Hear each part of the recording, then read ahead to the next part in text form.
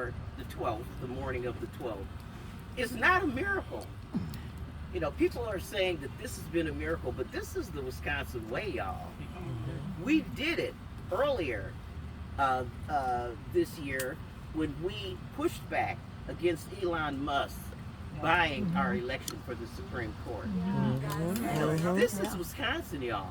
This is the place where we've had the best of the best and the worst of the worst.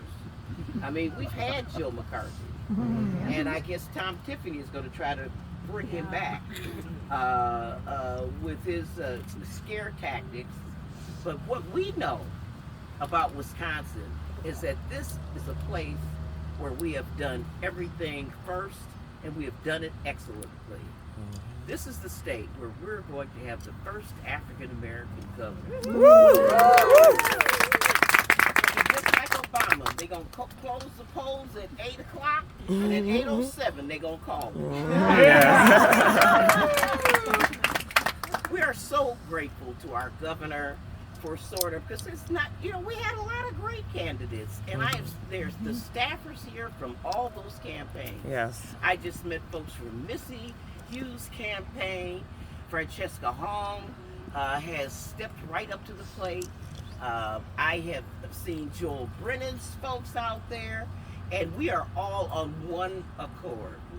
We are all on one accord. And let me tell you, I ain't worried about the money, because you can reach a saturation point with money where every single penny you're spending beyond that amount just really doesn't count.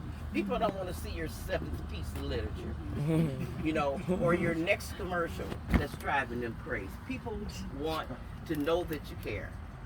And David Crowley exemplifies all of that. Let me just tell you a little bit about David. Most of you know David, you've seen his commercials. But I do think that it's important to understand who you are supporting. You're supporting someone who is young. Everybody says they want young people these days. Somebody who's energetic, somebody who can pay attention to what's happening. I've often told people that David Crowley would come to D.C. to visit me, his Congresswoman, as the county supervisor or as state rep. And I'd walk into the room to my office to visit with him, and he'd be back in the lunch pit, digging through there with my legislative directors. He's a workhorse, you know, more than anything. His cousin told me 20 years ago that he was going to be the governor. That was kind of laughable, because the man wasn't even old enough to drink at that time. But what's for you? But he has kept his eye on the prize all that time. He has survived some sociological disadvantages that have put other people with his socioeconomic background where they have given up all hope. You find them in jail, you find them wandering around. Not David Crowley. He started giving back in the beginning. He worked for the Urban Underground. And it's just what it sounds like, y'all. Urban Underground. Really working with some of the most disadvantaged children in our state, in our county, and really trying to save them from juvenile delinquency, because they came from such deprived backgrounds that they needed that intervention and that person to tell them it's going to be okay, that I got out and you can too.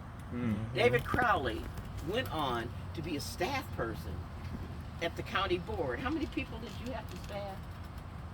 Just one. Well, I like that's today. One person has to do four, but he worked for Nakia Dodd, who then took him with her when she became a state rep. So he learned how to dig into policy, not rely on some experts to tell him what, but to read the bills, to read the legislation. He was a staffer. He went on to become a state representative himself. And then he became a very young and the first black county county supervisor, the county executive, right? That's Marcelia. county executive in the state of Wisconsin, and he had a lot of burdens. You know, one of the commercials that drives me nuts is Toxic Tom Tiffany. I'm trying to adopt these names. Toxic Tom Tiffany. Talking about how David Crowley raised property taxes. David Crowley, in a deal that was put together by the Republicans, worked that deal so that every single county in the state of Wisconsin got some property tax relief. Wow. He expanded people's ability to have fire and police and safety issues, and while at the same time not cutting off county services. Now that's the miracle, y'all. That is the miracle. He had to balance a budget to do it. Here's somebody with common sense, with good values. He's a good husband. He got 3 gorgeous daughters. I saw them all the other night out campaigning for him. Your daughters were campaigning. You were not there, David.